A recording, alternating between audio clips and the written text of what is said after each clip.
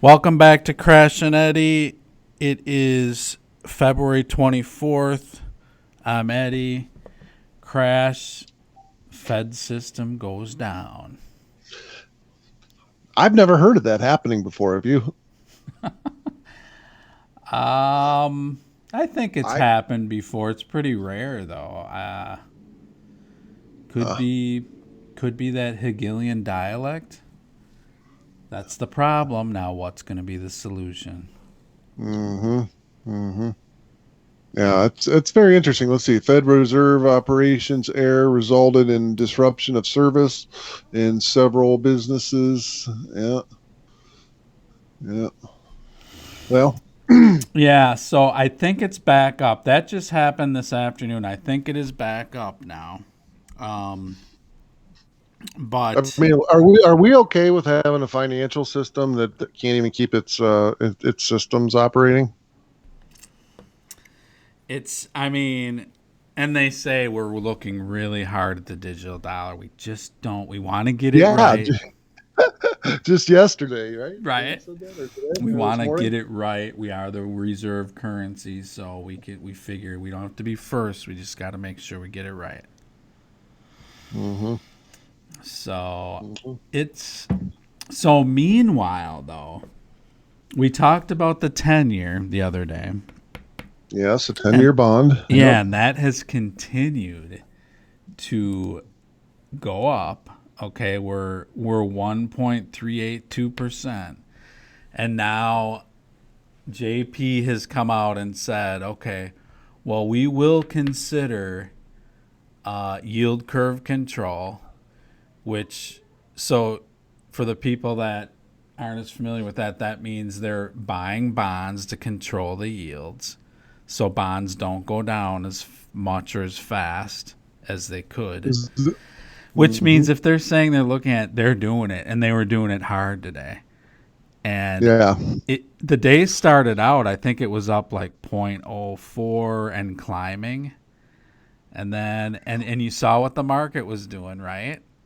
Uh-huh. And they went in, started buying bonds, and even with them buying, the yield's still up though.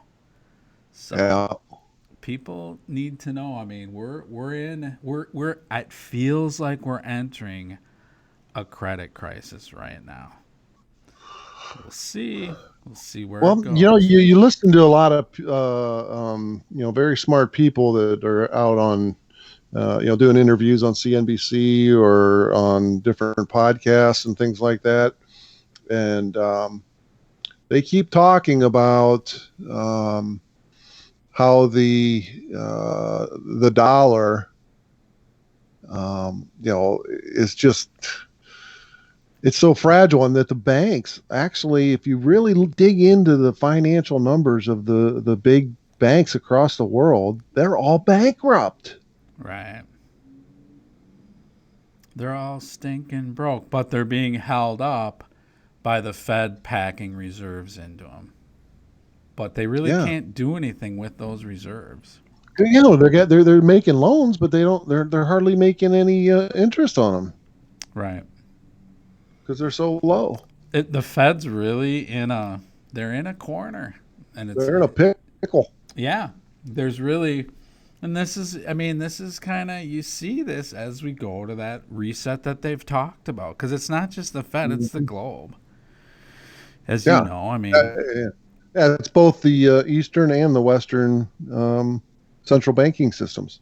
yeah, there's too much debt, and there's so much debt. Interest rates can't go up, but because of what's going on, they are going up organically, and they have to keep them down. So, and this is where you push into, I think, okay, you start looking at, okay, well, we can always do negative interest rates, you know, and that's what's being considered. It's in parts of the world.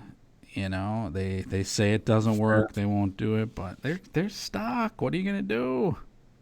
I don't know where, like, I think in Scandinavia, I saw some negative interest rates a few months ago. Is Yeah, that I right? think Japan is. Let's see. I think they have some that are negative here. Japan's barely 0.11%. That might as well be negative. The bond, I think that's German, right? That's down 0.3. Mm-hmm. That's a negative one. Mm-hmm. The or is that the franc? I mean, they're negative. I mean, nominally, we are negative. It's just, it's fascinating times. And now you see, okay, so let's look at the crypto markets. What do we Okay, got going on? so Eddie, do you have any charts that show market cap uh, by asset? Like they would show the market cap of the bond market and market cap of the derivatives market, or cap of real estate, market cap of I mean, have you seen gold. that one where it's a fairly common one where it's got all the squares. Um, Mm-hmm. and Oh yeah, you we know, should it's pull that up. We should pull that up for our audience one of these days here soon. yeah, that's a good Um, one. It's I mean, I can't remember where I saw that. I think I have it saved somewhere, but everyone's dwarfed by the derivatives, obviously. yeah, and that's frightening.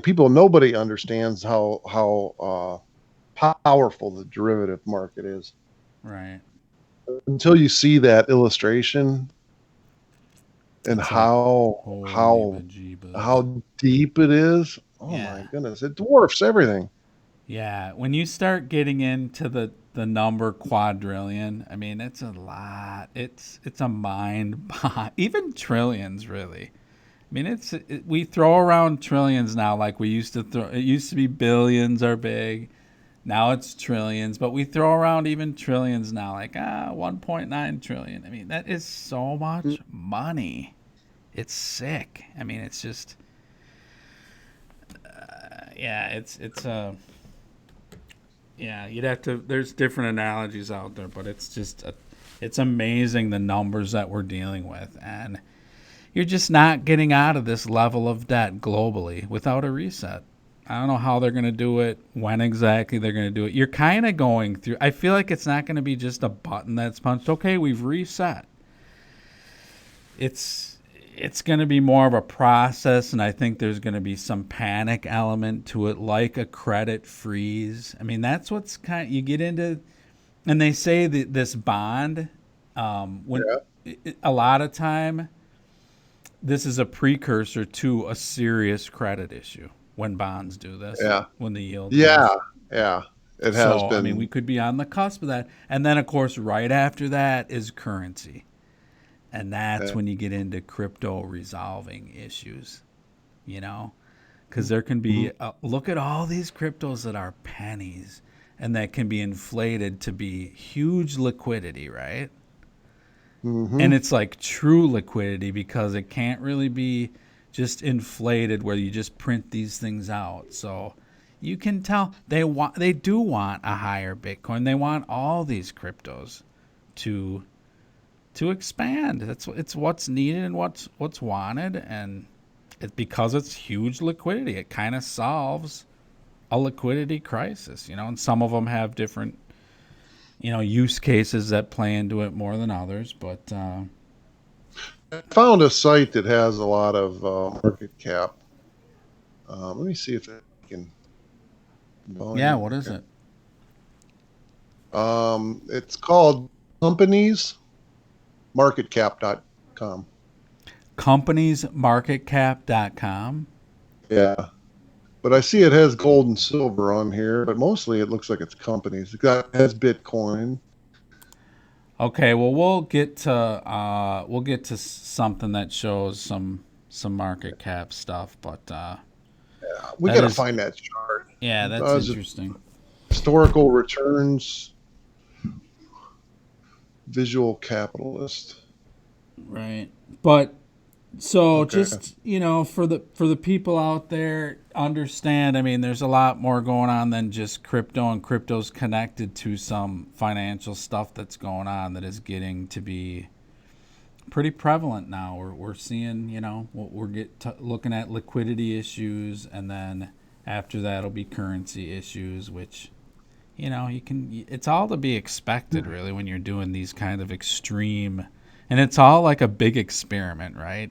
Even the Mhm. It's what all the smart people are saying too. It's just they don't know. It's unprecedented. You can't really look back and say, well, during this historic event, it's never been something like this. Yeah, that's the part that kind of scares me is that, the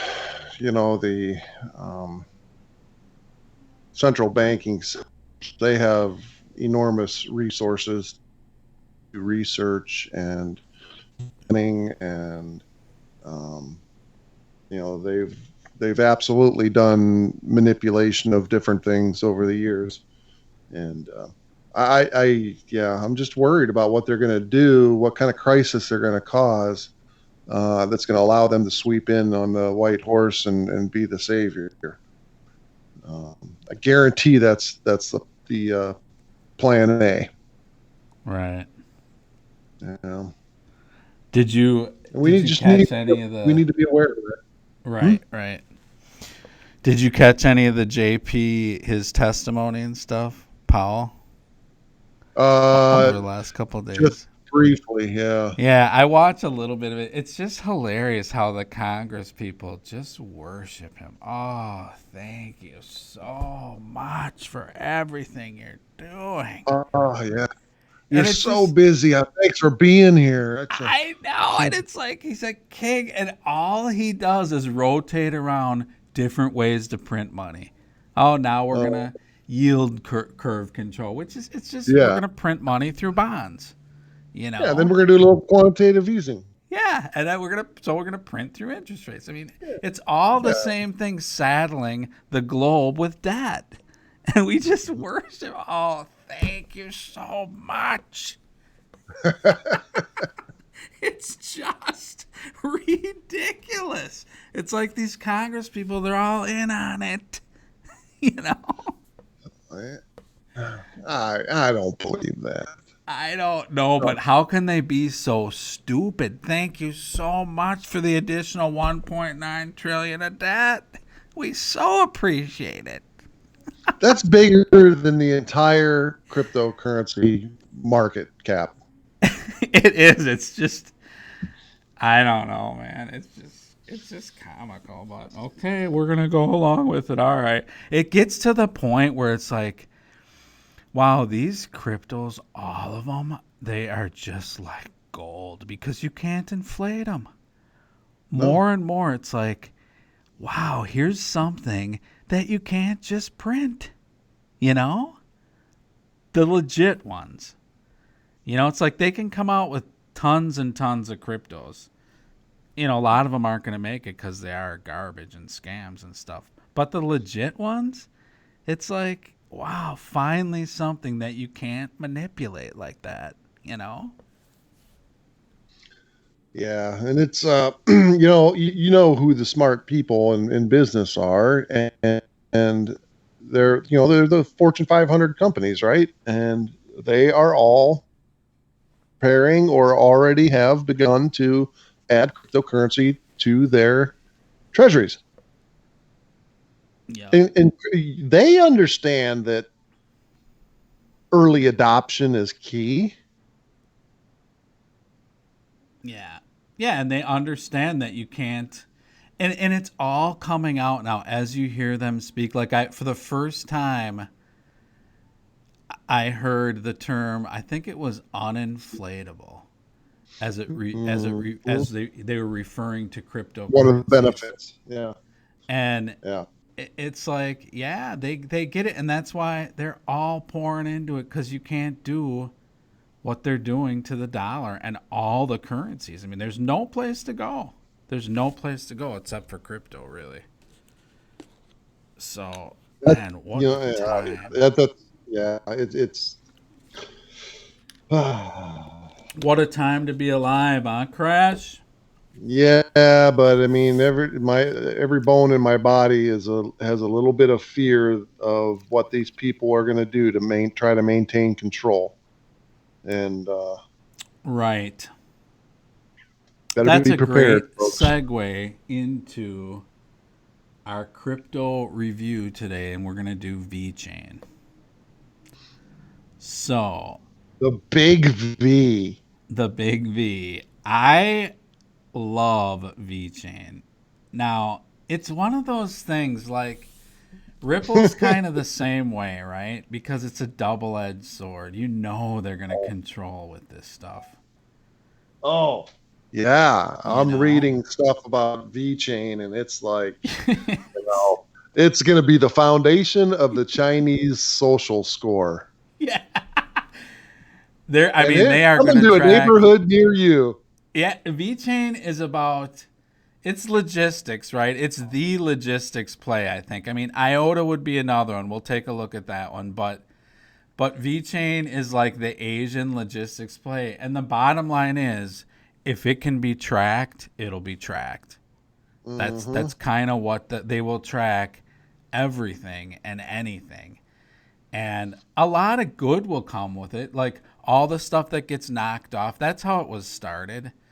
Their CEO, I think it's Sunny Liu, I want to say. Yeah, that's right. Yeah, Suunny Lu. he's amazing. I mean, I should attach. I'll try and find an interview that I'll attach with this because Digital Asset Investor did a really cool interview with him. I'm going to try and dig that up and attach that to this. We're not going to play any of it now, but I will try and attach that. But he's a really good CEO. He's pretty amazing. He's a real go-getter. But he started out at, I want to say, Louis Vuitton, and he got the idea for VeChain because that's one of the most knocked off brands Oh, yeah. in the world, you know? Billions. Yeah, to the tune of like $1.5 billion a year or something like that.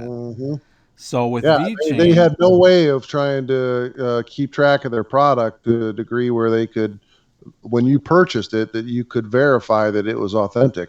And now I think they can do that.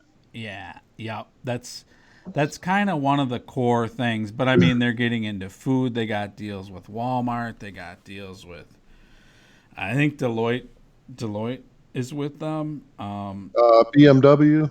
Yeah, BMW. I mean, it's Yeah, huge, and it's just some of the industries they're in. They're into digital carbon tracking. They're into consumer products, retail, logistics, natural gas, digital content, document management, and agriculture. So they're going to be able to track seeds. yeah. It's going to be a beast. It is going to be a beast. So right now it's at 4.1 cents. Okay. So what do you have for an all-time high? All-time high is, I think it's just under like, The all-time chart. okay. And there was a point where they showed them at $7.49 back in 2017. I think Sometimes these all-time highs don't go all the way back. well, and they did a restructuring though. Okay, they have another token that's attached. Their gas token, like Neo has gas, they have what's called VTHOR. You know Right. this, but it's basically it's VTHO is the symbol. And that one trades at about 0.0047, so a little under a half a cent. It typically trades anywhere from like 8% to maybe 13 or 15% of the VeChain token. Basically, that's kind of how it works.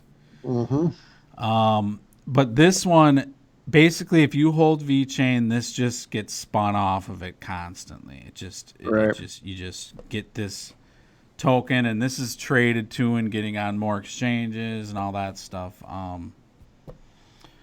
So VeChain they have about, let's see, what do they have for market? Market cap is 2.73 billion. Yeah, and they have about 64 billion tokens, and they'll have a max supply of about 86. So that's why it's a little lower price, but boy, they got a lot going on. Let's listen to a quick video here. Hold on one second. Still very strong. Now let's talk about VeChain.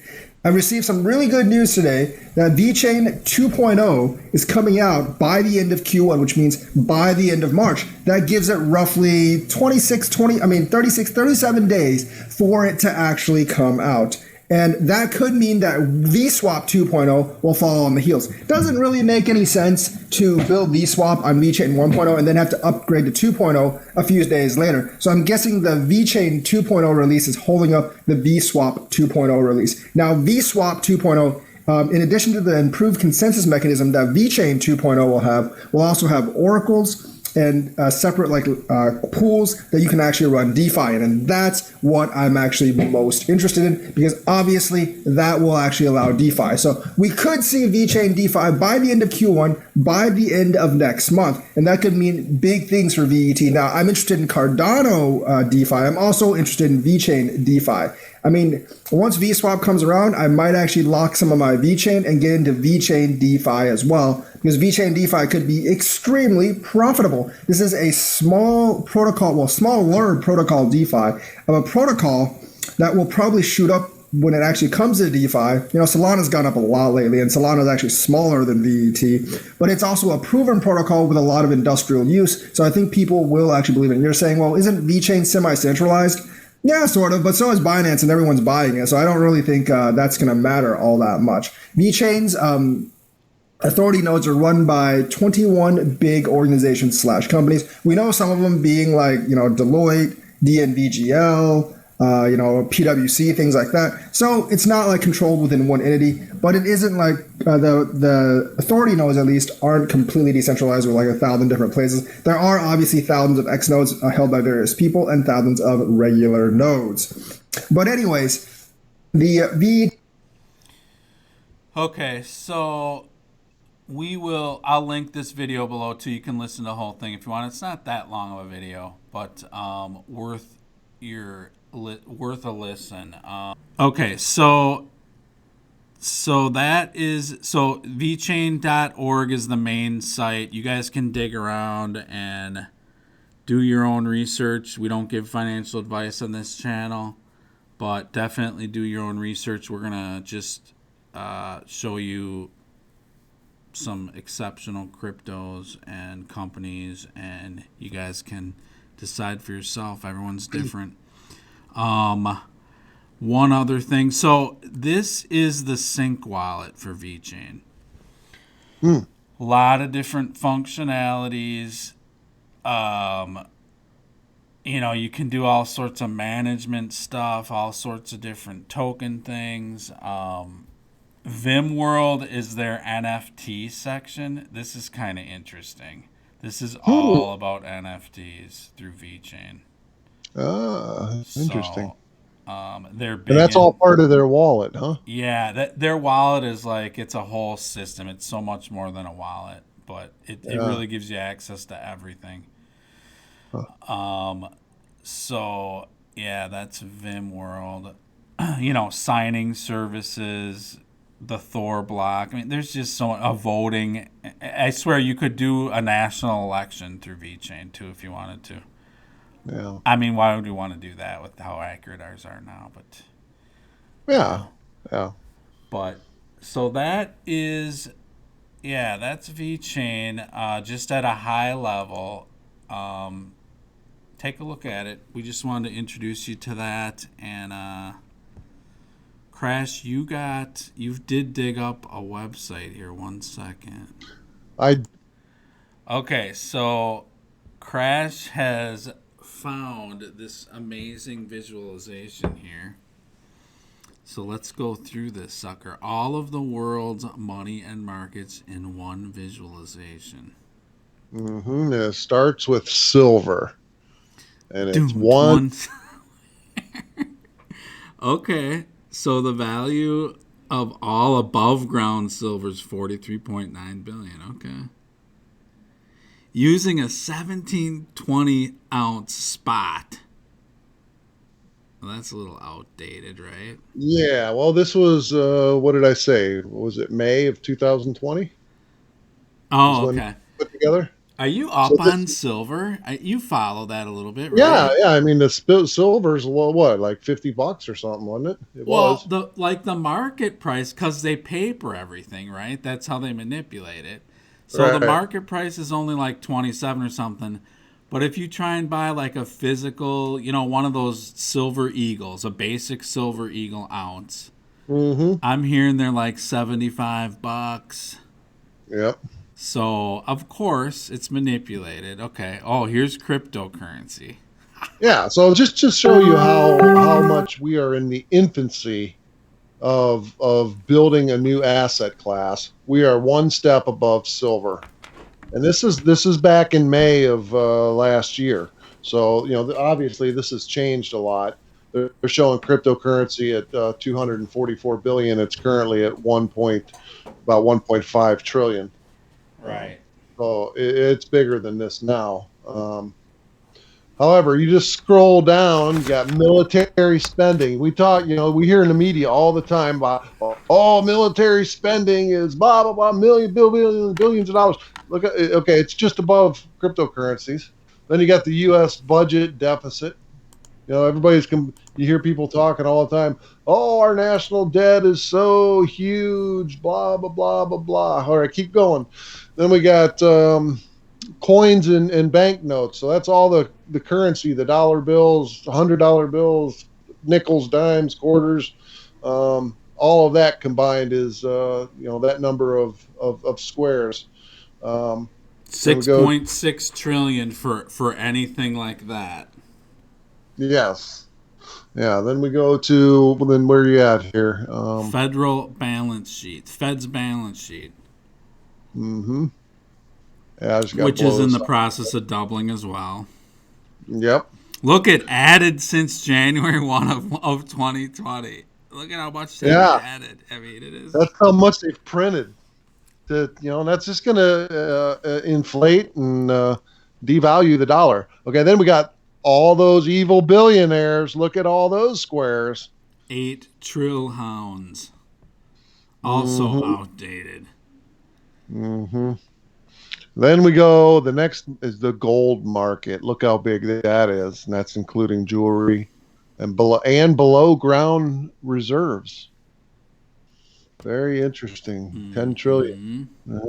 Then we go the Fortune 500 companies, their value, which obviously has gone up considerably since this was put together, but still, what are we looking at for value on that? What it doesn't. Doesn't say for that one. Yeah, but All right, so it's huge. all right, then we go the stock market. Okay, the New York Stock Exchange, Nasdaq, other exchanges, and this is globally. We're looking at 89.5 trillion. Right? Okay, let's go to the next one. The money supply, narrow money supply, total value of world's easily accessible money, $35 trillion. This includes the world's coins, banknotes, and checking deposits. Okay, let's Narrow go. money and then broad money. Total value of the world's money is 95.7 trillion. This includes banknotes, market accounts, as well as savings, checking, and time deposits.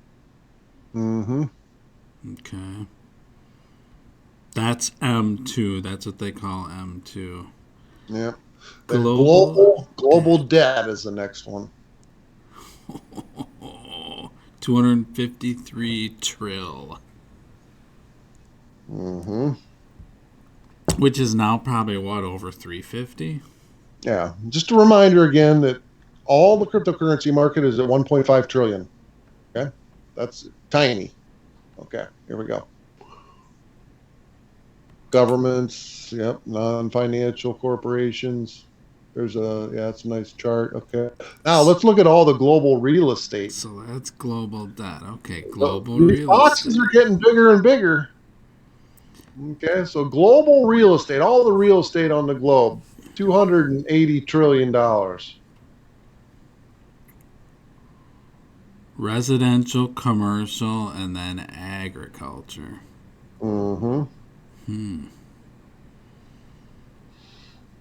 Okay, global wealth. According to Credit Suisse, all global wealth tallies $360 trillion. And here we got one for the U.S. at 31% of that. And Europe is 25% of that. And Asia is 39% of that.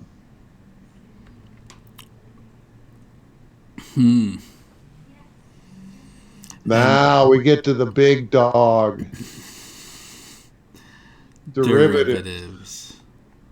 Okay, so what did we say a couple of shows ago? What were included in derivatives? We got, all your futures markets. Does it show what is all included in derivatives? Between two or more parties that derives its value from the performance of an underlying asset, index, and entity. So it's derivatives on stocks, bonds, anything that you can derive value from, basically. So, and this is interesting. I mean, so the market value, if you liquidated all the derivatives, it would be 11.6 trillion. But the assets that they control, which is really what would affect the market, is 558 trillion. So, and that says low end estimate. Right. Yeah. This is over a quadrillion, really. And it's expanding every day. I mean, it never really goes down. It only goes up. So just keep going. Oh, what do we got here? Notations. High end estimate of a quadrillion. So yeah, that's. So just so you got a little visualization of how tiny the crypto market is compared to these derivatives. And that's what concerns me when we see them papering cryptocurrencies through futures and so forth. Yeah. But that's DeFi. I mean, that's what you're going to get. Yeah. And, well, cryptocurrency and that whole technology, the blockchain, it's transparent. It's they can solve virtually any problem that comes aboard, and I hope they solve the derivative problem. Yeah, it's powerful though. You need to realize when you hold a crypto, you're holding the underlying asset, and that is just going to be so powerful, and you're going to be able to make money through DeFi on holding that asset in multiple ways. It's coming out. It's it's something else the way that they're going to monetize through DeFi all these cryptos. It's going to be pretty powerful. Eddie, and the thing I just want to really hammer home here is that I hope this shows you how early we are in cryptocurrency. Right. All right. We all know that the momentum's going this way. The technology is far superior than what's been out there previously. And it's a financial freedom that we can go after with this type of technology. And get in early. Early adopters are going to just hugely benefit. Yup. So, what else we want to... Okay, so we got Vechain done. All right. Let's talk about... let's hit that James Rule video real quick, right? Oh, yeah. That's a good one. So this is... So... Here, 1 second. Okay, so this is James Rule XRP, I think is who it is. Yep, so, that's correct. Give him a like and subscribe. This is one of his videos. He talks about some interesting things. So we're just going to play a couple portions. He talks about NFTs and Tether. So let's have a listen here. Look at some of this news. The big news today is Tether. And here a few weeks ago or a few months ago, they were talking about there's going to be this big ass lawsuit, and Tether's going to have to pay $1.7 billion in this suit because they have been printing all these tethers. They've been investing in Bitcoin. They've been losing investors' money. They have just been creating US dollar tether out of the air. Well, today the settlement ended, and all they had to pay was $18.5 million. $18.5 million. I mean, I'm kind of lost for words, because for one thing, the New York Attorney General had something to do with this. They settled for $18.5 million, and at the same time, New York is banning Tether over false statements about the dollar backing. So, you can look at it one way, you can look at it the other. US dollar Tether, I guess, is here to stay now. I know that they have to disclose detailed information about how they're transacting for the next 2 years after reading these statements. But, what are your thoughts on this? If they were going to be sued for $1.7 billion or... Okay, so that's kind of the biggest news of the last couple of days is the Tether lawsuit is done. It's over.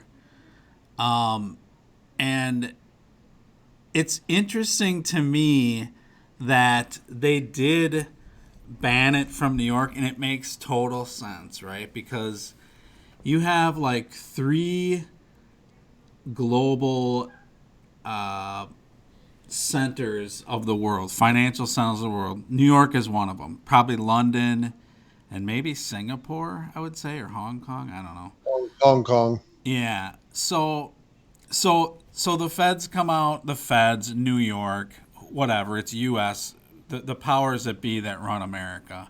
And they're like, okay, we'll cut a deal. Here's, you line our pockets, but you're done in New York. So that's basically saying, okay, we're going to carve out our third of the assets, and we're going to make it go into USDC. That's what's going to happen here. And that's climbing the charts now. You got Tether at, well, we'll catch that later. It's $1. Yeah. It's $1. Basically, you got Tether at 34 billion. You have USDC now approaching, I think, 8 billion. So they're basically saying, okay, you're out of here, and so basically America is, and that makes sense, right? They're gonna have it dollar backed. You're going through the USDC, which we will control, and that's our dollar. So yeah, pretty. But it seems to me, Eddie, that in most of these court cases, correct me if I'm wrong, but the cryptocurrency companies are kicking the ass of the government attorneys. It does kind of seem that way, yeah. And the reason why is because guess what? The governments want this. It's liquidity. It's immediate liquidity that they desperately need. That's the dirty little secret. They need these. It seems like they're just using the court system just to slow things down when they need to help them get in place. Yes, and think about it. This is the one opportunity where the little guy can front run the VCs, and they were able to. Now it's debatable if you really are, because they're piling into this stuff. Mm-hmm. But still, you're getting in well before. I mean, typically in the financial world, it's not even close. It's orders of magnitude less than what a VC would get price wise. Yeah, it's typically an upside down V, and now they're getting in. They're getting over the counter. They're getting some discounts, but this is the one time that you can actually get in early on this, and they want this too. They want it inflated too. So you're following the money just like you would anyways, but you have the opportunity to do it. So, okay, so that's Tether. That's done. I was thinking, well, after Ripple, that's the big thing. After this lawsuit with Ripple, then you got to tackle Tether and what's going to happen with that. And lo and behold, it's actually a big old nothing burger. I just saw something come across my computer here. It said Bangkor. There was a suit against Bangkor. Yeah. Dismissed. It's a free for all. It's a free for all, man. Because guess what? The governments need to get into cryptos. This stuff's happening so fast. You watch now the CBDCs. I heard Japan's getting ready to release theirs. You know, they're gonna start screaming these things out because they need them for liquidity. That's where So this is. let's get into something much more sophisticated, like digital art. All right, here we go. Here we go. He talks about this too, and this is an interesting segment. So, let's see. So that was. Did you write down what the minutes were for that? I think it was 15 to 15 or something. And $80,000, people. Mr. Torres was left breathless. Quote, "I feel like I've opened the floodgates," he said in an interview on Friday. The sale was a new high point in fast-growing market for ownership rights to digital art, ephemera, and media called NFTs or non-fungible tokens. The buyers are usually not acquiring copyrights, trademarks, or even the sole ownership of whatever it is they purchase. They're buying the bragging rights and the knowledge that their copy is the authentic one on the blockchain. You hear me? Other digital tokens. Yeah. All right, so yeah, just run this until he gets through the Mark Cuban thing. Right. But this gets into what you were saying the other day, how you just copied one and just took it off the thing. Now, so you can do that. But if you're selling it like these guys are doing, of course, it's going to be the one that's on the blockchain. So it's the authentication and it's the official, and there's only one that is, or some of them there's more, but I still haven't wrapped my head around this NFT thing. It's interesting. We'll talk more. Hold on. Tokens recently sold include a clip of LeBron James blocking a shot in a Lakers basketball game that went for $100,000 in January. In a Twitter post by Mark Cuban, the investor and Dallas Mavericks owner, that went for $952. This month, the actress Lindsay Lohan sold an image of her face for over $17,000 and, in a nod to cryptocurrencies like Bitcoin, declared, quote, "I believe in a world which is financially decentralized." It was quickly resold for $57,000. People have long attached emotional and aesthetic value to physical goods like fine art or baseball cards and have been willing to pay a lot of money for them. But digital media has not had the same value because it can be easily copied, shared, or stolen. And this is Chris Torres with Marty, who inspired his Nyan Cat meme. Blockchain technology, which is most often associated. So yeah. And I was listening to a guy last night, Crash, and he was talking about a lot of people now, they're trading this art. They're trading these NFTs. That's how far the hype has gone. Mm-hmm. And he's just like, and it does make sense. If you're going to get into this, something that is far more liquid is just the crypto.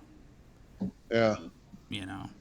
I'm thinking that I'm starting to wrap my head around it a little bit. I mean, if it's on the blockchain, then that's that's basically your title to it. Yeah, right. So and the other thing is you can. Yeah, but if other people are copying it and putting it out there and using it, do you use that title to say you can't do that anymore, or charge them, or what? You can, but I have a feeling that in today's world, the more that gets done, it only really drives the price up of the original. Yeah, you're only getting more hype and more notoriety of the original. So I think they probably wouldn't even do that. It's like, hey, do what you want. Here's the original. You want the original? The price is skyrocketing. What good is the original if you can just copy it, though? It's a lot. It's art. It's a lot of hype. And where this stuff is going is now tokenizing like more expensive art pieces where you can own a piece of the Mona Lisa, you know, and have ownership rights to that, and now that's just your investment, and hopefully it goes up or whatever. But That's very interesting. Very interesting. it's All right. all a function of just printing money. There's just so much money out there, and all this stuff goes through Ethereum right now. And it seems like the artists, I mean, instead of you're using Ethereum that you've acquired probably fairly cheaply, you know. So it's a, I don't know, it's a interesting psychology, and I don't know. We'll see where it goes. Oh, and it's probably just the beginning. There's probably going to be so many other things that are going to be just as fascinating and impressive and invaluable that blockchain is going to legitimize. Yeah, it's all part of the Internet of Value, and it is. I mean, there's going to be stuff we don't even know about, doesn't even exist now, and that's going to be the deal, man. It's just going to be amazing, all the stuff that they come up with. And Crash, I got one more bone to pick with you, man. Not again. This is about Crow, Oh, give it to me. because I am hacked at you. Why? Because it went to 28 cents and back down to 15? No, because I had no idea that they just did a $70 billion token burn. 70 billion token burn. Yeah. I mean, that happened day before yesterday on the 22nd. Yeah, that's when it went from 11 cents to 28 cents. I mean, that is huge. Crow is going to be... Those guys are aggressive, and they are. That is the best team I know out there right now. Oh, I don't know about that. But As far as a consumer product, yes. A consumer crypto product, yes. I don't know. I don't know. But Are you going to put them up against Coinbase? I don't know. Honestly, I don't know enough about them, but I will say the moves they're making are powerful. The other powerful move that I didn't know is that they have a mainnet launch coming up like in the next month or so. Yep. So they're getting away from Ethereum. Yeah. I mean, that's huge, because that is so annoying that to move Crow you have to have, you got to go get some Ethereum and pay your gas fees. Here's $20 to move some Crow. Yeah, no, they're doing everything they can to make cryptocurrency is inexpensive for consumers to use and operate with than any other site out there. It's another case of Asia kicking our ass. Yep. But however, you got to keep in mind, crypto.com, yeah, they're based in Hong Kong, but there are a lot of Europeans that are in the CEO positions. Yeah. It's not all. It's a really a global mix of talent there. Yeah, so that is it's impressive. I mean, that takes their tokens down a lot, and it's starting to remind me of Binance. BNB. I mean, they're not as exchange focused. They're more consumer finance focused, but that's a huge market. So Binance, what are they at? $200 and some dollars I think they're like 3 something. Okay, and how much is Crowcoin? Binance is at $2.45. And Crowcoin is at 15 cents. 15 cents now, though. Tokenomics wise, circulating supply 154 million versus 30 billion. So it is a lot more tokens, but a 70 billion burn's pretty big. It's pretty big. And if they're doing it, if they just did that, they're probably planning more. They could. Now you get into this. That was a beta test, man, to see what it would do to the price. They got to keep the price of that thing at a certain level so they can operate their system properly. Well, and they want it at the highest level, right? That just gives them more liquidity. Well, maybe not in this primary development stage. Oh, right. That could be. Because they're bringing out a lot of new products and a lot of new things. Yeah, I don't know. I don't know. Just my gut feeling is that they need that. Well, I know, for example, with their prepaid Visa system, they're having a lot of issues with the. It's causing a lot of issues for them when the Crow coin price fluctuates a lot. Okay. And so I think they're burning and trying to keep the price down until they can solve that problem. And I can guarantee you they have solutions. They're just trying to implement them. Well, and there you go. There's DeFi. That's the solution. It's going to be DeFi. They're going to get into it just like everyone else, and Mainnet. Yep. They're not going to have to deal with the Ethereum stuff. I know I've never had to deal with any kind of gas fees with Crow because I've only operated Crow on crypto.com. So right. As soon as you bring it in, there's a fee to if you want to bring it into crypto.com. If you buy it outside, bring it in or move it outside.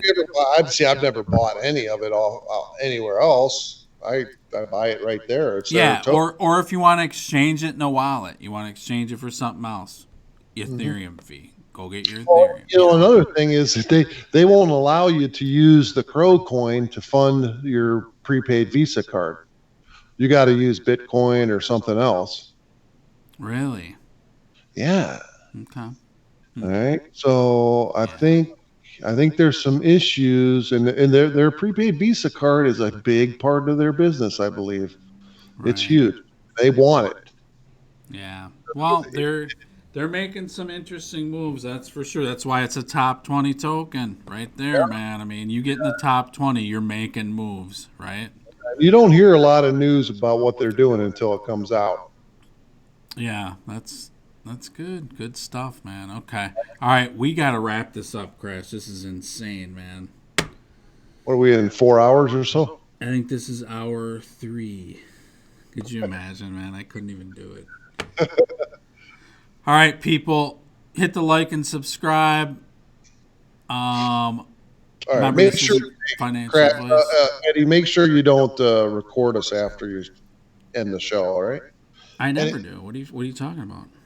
I don't know, man. Somebody dropped me an email about something. Anyways, yeah. All right, people. Like, have a subscribe. Good night. Yep, like, subscribe. All but what's the all button? Yeah, the bell button and all button. Have a good night or day or whatever you are in the world, whatever you're doing. Make it a good one. I just had coffee. All right, Crash. I mean, can we tighten up the ending of these videos a little bit, man? I mean, that's just a debacle. You know, we need a system on the front end because we never, right at the very beginning, we got to say, please like, subscribe, bell button, all. This is how we promote cryptocurrency. This is how we promote our Crash and Edy podcast, and it's going to benefit everybody involved if we can get your like, subscribe, bell button, all. Dude, are you moving into NFTs now? I mean, are you investing in cryptos or NFTs? I mean, it's borderline obsession with you. What's going on? I think it's fascinating. I'm still trying to wrap my head around it. That's all. It's something I lay awake at night thinking about, you know. All right. Well, let me know when you produce your first NFT so I can bid up on it. I don't know, man. It's talk about being in the beginning of things. Yeah. All right. I might do some snow sculptures and turn those into NFTs. NFT, we can track them through Vechain and then NFT the heck out of them. Yeah. Make a snow sculpture of a great big Bitcoin. I can't wait till I can walk around with a Vechain stamp on my forehead so I can track myself everywhere I go. You're very sick, Edy.